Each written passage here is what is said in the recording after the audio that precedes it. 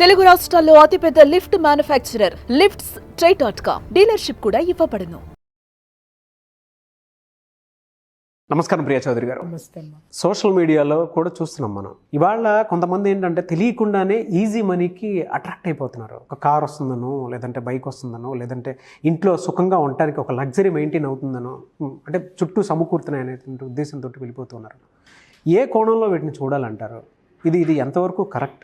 ఈరోజు ఒక సామాన్యమైనటువంటి ఆడపిల్ల అమ్మ నేను చెప్తున్నానని ఎవరి మనోభావాలైనా దెబ్బతింటే అందుకు నేనైతే కారణం కాదు. నేను చాలా చూశాను, చాలా కేసులు పరిష్కరించాను, చాలా వ్యవస్థలో ఎలాంటి ఇష్యూస్ జరుగుతున్నాయి అనేది చెప్పాల్సినటువంటి బాధ్యత నాకుందని నేను చెప్తున్నాను. ఎవరు ఎలా తీసుకుంటారో అది మీ మైండ్ సెట్కి సంబంధించి. నాగరాజు గారు, ఊర్ల నుంచి ఆడపిల్లలు చదువు పేరుతోటి హాస్టల్స్కో, పట్టణాలకు, సిటీ లైఫ్కో వస్తున్నారు. మీరు చూడండి, ఎందుకంటే నేనున్నటువంటి ప్లేస్లో నా చుట్టూ కనీసము లెక్క పెడితే ఒక 500 నుంచి ఒక 1000 లేడీస్ హాస్టల్స్ ఉంటాయి. ఓకే, ఆ లేడీస్ హాస్టల్స్ నేను వెళ్ళేటప్పుడు కానీ వచ్చేటప్పుడు కానీ నేను గమనిస్తూ ఉంటాను. హైదరాబాద్ మొత్తం ఆల్మోస్ట్ అవే ఉన్నాయి. సాయంత్రం అయ్యేసరికి ఖచ్చితంగా పిల్ల పక్కన నిలబడి మాట్లాడేవాడు ఒకడు ఉంటాడు. స్నేహితులు కావచ్చు, దాన్ని తప్పని నేనేమాత్రం అనను. కానీ వాళ్ళు ఏ స్నేహితులు? ఓకే, అన్నలు కావచ్చు, తమ్ముళ్ళు కావచ్చు, కానీ వాళ్ళు నిలబడి మాట్లాడే విధానము, వాళ్ళతో ఉన్నటువంటి ర్యాపో, మన కళ్ళు మనల్ని అయితే మోసం చేయవు కదా. మనకంటూ ఒక ఎనాలిసిస్ అనేది ఒకటి ఉంటుంది, ఒక అబ్జర్వేషన్ అనేది ఒకటి ఉంటుంది, అది అర్థమవుతుంది కదా. చాలామంది ఆడపిల్లల్ని నేను గమనిస్తూ ఉంటాను. నాకు తెలిసిన వాళ్ళు కూడా లేడీస్ హాస్టల్స్ నడుపుతున్నారు, నడిపే వాళ్ళు ఉన్నారు. వాళ్ళు వచ్చేటప్పుడు మామూలు బ్యాగ్ పట్టుకొని వస్తారు ఊరి నుంచి, వాళ్ళ స్వస్థలం నుంచి.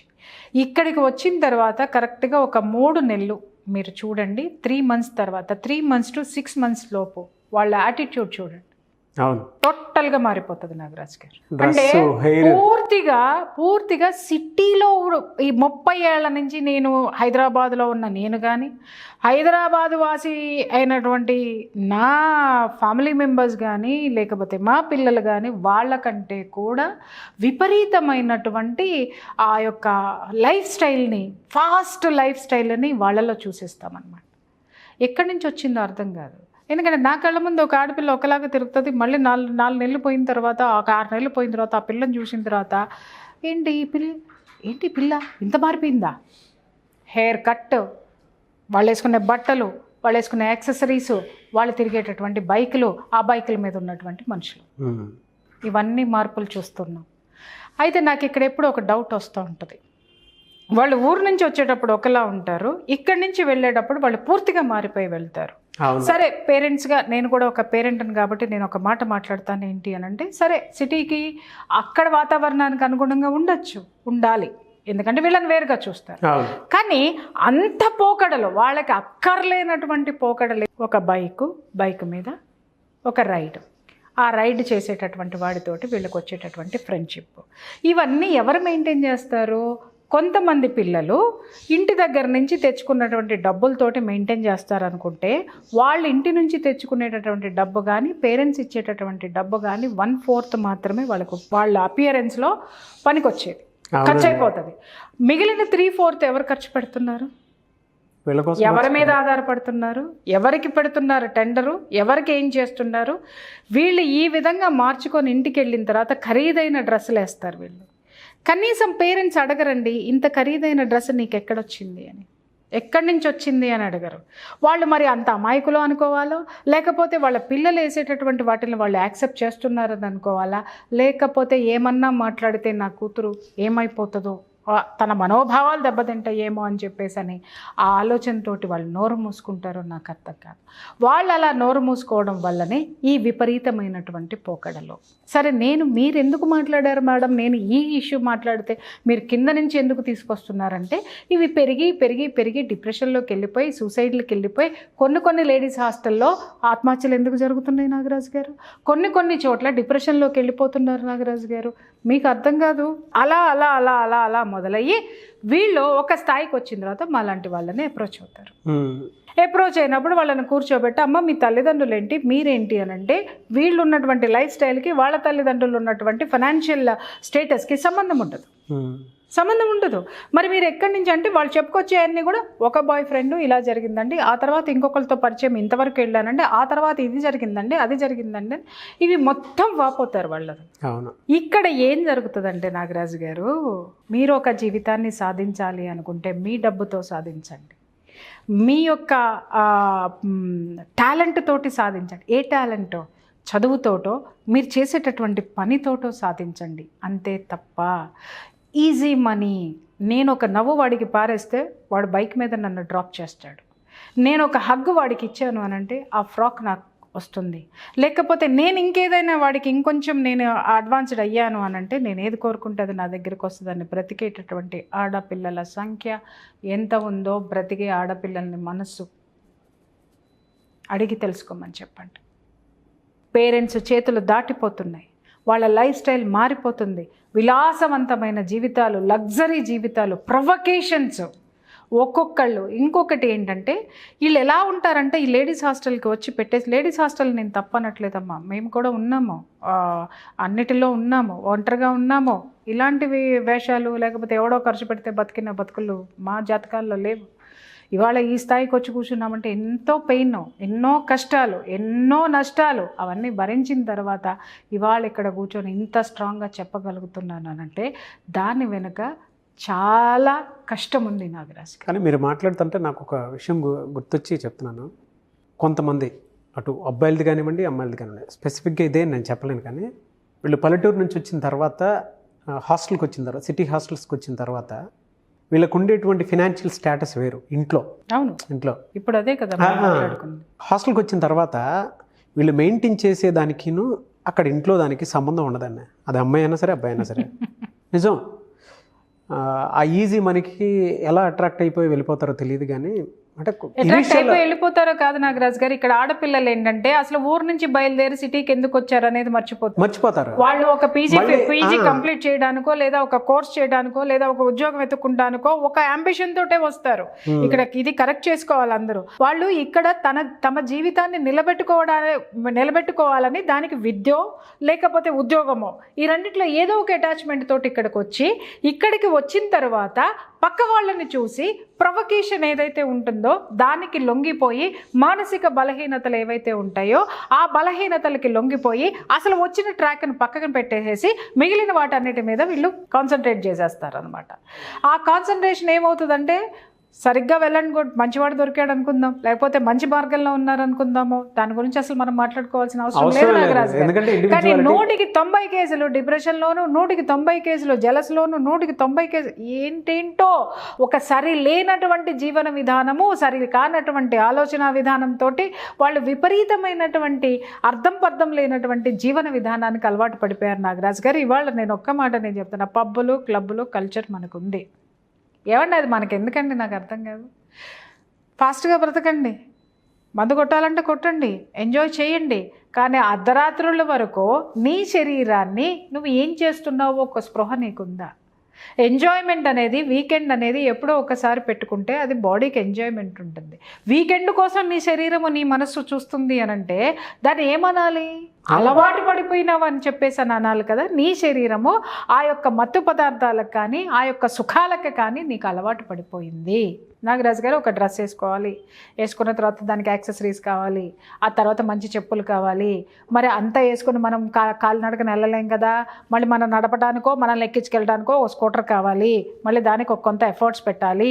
లేదు స్కూటర్ మీద తిరిగేసిన తర్వాత బోర్ కొడితే ఒక కారు వైపుకి మన మనసు వెళ్ళిపోతుంది, కారు కూడా బోర్ కొట్టేసిందంటే దానికంటే హై ఎండ్ కారు కోసం మనం వెయిట్ చేస్తాము, అది కూడా అయిపోయిందంటే హై ఎండ్ లైఫ్ కోసం వెయిట్ చేస్తాము. దునియా మొత్తం కూడా ఎరవేసి చేప పట్టు, ఎరవేసి చేపలు పట్టు, ఎరవేసి చేపలు పట్టు. బాగుంది, నువ్వు ఎరేసావు, ఏమేయాలో వేసావు, చేపను పట్టావు, చేప గాలానికి దొరికింది, కూర వండుకున్నావు, తిన్నావు. కానీ ఆ ఎరకి నువ్వు ఏసి ఏదో ఒక చేప, తినకూడని చేప నీ జీవితంలోకి వచ్చి తిన్నావు అనుకుందాం సార్, అది పాయిజన్ అయ్యింది. ఏం జరుగుతుంది? వాళ్ళంతా విషయం, జీవితం అంతా సెల్ఫ్ అతి భయంకరమైనటువంటి డేంజర్ జోన్లోకి నెట్టపడుతుంది. ఇంకంతే ఈజీగా పడిపోతారు సార్, హ్యాపీగా. ఇప్పుడు ఎలా అయిపోయిందంటే లైఫ్ స్టైల్ ఎట్లా అయిపోయిందంటే సాయంత్రం అవ్వాలా, వాళ్ళు కోరుకున్నది తినాలంటే వాడికి ఫోన్ చేయాలా, వాడు రావాలా, తినిపించాలా, వెళ్ళాలి. ఓకే, ఇంకెవరికన్నా కావాలంటే ఇంకేదన్నా చేయాలంటే ఆధారపడ్డం. నీ జీతంతో నువ్వు ఖర్చు లేదంటే ఇంకొకటి కూడా ప్రమాదం ఇక్కడ ఉంది నాగరాజు గారు. మన ఆడపిల్లలు మగపిల్లల మీద ఆధారపడడం అనేది, వీళ్ళ యొక్క బలహీనతల్ని క్యాష్ చేసుకోవడం అనేది, వాటికి సుడిగుండంలో కొట్టుకుపోవడం అనేది మాట్లాడుకుందాం. ఇక్కడ బాగా సంపాదించే ఆడపిల్లలకి గేల వేసే వాళ్ళు కూడా ఉన్నారు తెలుసా. ఈ పిచ్చమొహాలు కూడా డిప్రెషన్తో నా దగ్గరకు వచ్చే కేసులు బోల్డన్ని ఉన్నాయి తెలుసా. అన్ని లక్షలు ఇచ్చేసానండి, ఇంత ఖర్చు పెట్టేశానండి, మీ నంబరు ఒంటి మీద ఉన్న నగలతో సహా వాడు పోల్చుకుని పోతుంటే కూడా ఈ పెచ్చ మొహానికి స్పృహ రాదు. ఇక్కడ మీరేం ఒంటి నిండా నగలేసి వాడు నట్టేట్లో ముంచేసినటువంటి ఇష్యూ మీరు చూస్తే ఒంటి మీద ఉన్నాయి కూడా పోల్చుకుని వెళ్ళేదాకా కూడా వీళ్ళకి స్పృహ రాదు. ఇంకొక విషయం, పోల్చుకుని వెళ్ళిపోయిన తర్వాత కూడా వాడి మీద ప్రేమే ఉంటది నాగరాజు గారు. ఎగ్జాక్ట్లీ అండి. నేను జరిగిన ఇన్సిడెంట్ ఒకటి చెప్తాను. మొత్తం ఒంటి మీద ఉన్నాయి మొత్తం లాగేసుకున్న తర్వాత కూడా అమ్మాయి దగ్గరికి ఏమీ లేకపోయినా ఆ టేప్ ఉన్నోడు చేసినటువంటి పని నేను చెప్తాను చూడండి. Incident, real incident. అబ్బాయితో తిరిగినటువంటి ఫొటోస్ కానీ వీడియోస్ కానీ ఉంటాయి చూసారా, మొత్తం పంపించి బ్లాక్మెయిల్ చేసి. రజనీకాంత్ సినిమా నరసింహ సినిమాలో రమ్యకృష్ణ వేసుకొని చూసినట్టు ఆ వీడియోలు చూసి ఇక దాంట్లోనే ఉండిపోతారన్నమాట. కాదండి, ఇక్కడ ఇంకొక పాయింట్ చెప్తాను. అబ్బాయి బ్లాక్మెయిల్ చేసి అమ్మాయి దగ్గర నుంచి, ఇంట్లో నుంచి నువ్వు ఏమైనా ఎక్స్ట్రాలు చేస్తే ఇవన్నీ బయట నేను చూసానండి. ఇక్కడ ఏం జరుగుతుందో ఫైనల్ చెప్తా, చాలా మంది ఆడపిల్లలు తెలుసుకోవాలి. ఇక్కడ బయట పెడతానని చెప్పి ఈ అమ్మాయిని డబ్బులున్నంత వరకు లాక్కున్నాడు, బానే ఉంది. రాని పనులు కూడా చేయించే వెధవలు కూడా ఉన్నారు, చాలా చేయించారు. చివరికి ఏదో ఒక రోజు ఈ అమ్మాయి అన్నీ అయిపోతాయి, డబ్బు అయిపోతుంది, ఓపిక అయిపోతుంది, శరీరం అయిపోతుంది, అన్నీ అయిపోయిన తర్వాత విరక్తి పుట్టి పోలీస్ స్టేషన్కి వెళ్తుంది. అప్పుడు అన్నీ బయటకు వస్తాయి. 4 రోజులు అయిపోయిన తర్వాత ఆవిడ ప్రాబ్లం సెటిల్ అయిపోతుంది. అప్పుడు కూర్చుని ఆలోచిస్తుంది, ఈ పని నేను మొదటే చేస్తే ఎంత బాగుండేది. ఏమీ కాదమ్మా, మీ ఫోటోలు బయటకు వచ్చినాయి, మీ వీడియోలు బయటకు వచ్చినాయి అని అంటే మీరు ముందే జాగ్రత్త పడడం వల్ల ఒక చిన్న తప్పుతోటి అది మాఫ్ అయిపోయేటటువంటి అవకాశాలు కోకొల్లలు ఉన్నాయి. అదే దాన్ని ముదర పెట్టుకొని ఒక తప్పు మీద తప్పు చేసుకుంటూ వెళ్తే ఆ తర్వాత ఇవన్నీ బయటకు వచ్చిన తర్వాత ఇంకా మీరు అమాయకత్వంలోనో భయంలోనో చేసినటువంటి వాళ్ళ బ్లాక్మెయిల్కి లొంగి చేసేటటువంటి తప్పులన్నీ కూడా పెద్ద సుడిగుండంలాగా మీ వెనక చుట్టుకొని పోతాయి. కాబట్టి స్టార్టింగ్లోనే మీరు అవేర్నెస్ తోటి ఉండండి. ఎవడైనా ఇట్లా బ్లాక్మెయిల్ చేస్తాడు కాదమ్మా, బ్లాక్మెయిల్ చేసేటటువంటి పరిస్థితులు ఉన్నాయి అనుకొని ఫోటోల జోలికి వీడియోల జోలికి వెళ్లకుండా, వాళ్ళతో అంత ర్యాపో పెంచుకోకుండా ఎక్కడ ఉండాలో, ఎవరి హద్దుల్లో వాళ్ళు ఉండాలో ఆ హద్దుల్లో ఉండి మిమ్మల్ని మీరు మీ యొక్క జీవితాన్ని ఉన్నతమైనటువంటి స్థితి వైపుకి నడిపించండి. ఏమవుతుందంటే నాగరాజు గారు, ఆ ఎమోషన్లో తెలీదు. ఇంకొక విషయం చెప్తున్నాను, కత్తులతో కాదు కంటి చూపుతో చంపేస్తా, అర్థమైందా? అలా ఉండండి అమ్మ ఆడపిల్లలు. ఎందుకంటే మీ శరీరం కానీ చూడండి, ఇవన్నీ కూడా క్షణికమైనటువంటి సుఖాలు. ఏదైనా కానీ ఒక డ్రెస్ 4 రోజులు వేసుకున్న తర్వాత ఒక డ్రెస్ మీద మీకు మనసు ఉంటుందమ్మా, అది వేసుకోగానే 3 రోజుల తర్వాత ఆ డ్రెస్ మీద మీకు మనసు పోతుంది.